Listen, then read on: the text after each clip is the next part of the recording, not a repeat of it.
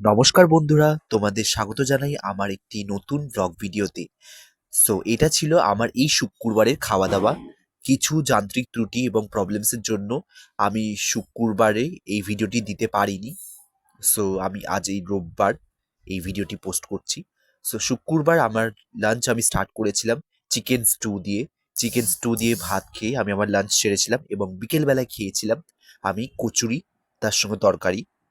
কচুরি দিয়ে তরকারি খেয়ে নেওয়ার পর সন্ধেবেলার দিকে টিফিনে খেয়েছিলাম আমি chow mein, genuine veg chow mein. Veg chow mein খাওয়ার পর রাত্রির বেলা আমি ডিনার সেরেছিলাম রুটি আর তার সঙ্গে চিলি চিকেন দিয়ে, যেটা খেতে খুবই অসাধারণ ছিল। এটাই ছিল আমার এই শুক্রবারের গোটা দিনের খাওয়া দাওয়া। ভিডিওটা তোমাদের ভালো লেগে থাকলে অবশ্যই like, comment, share and subscribe করে পাশে থাকতে ভুলো না।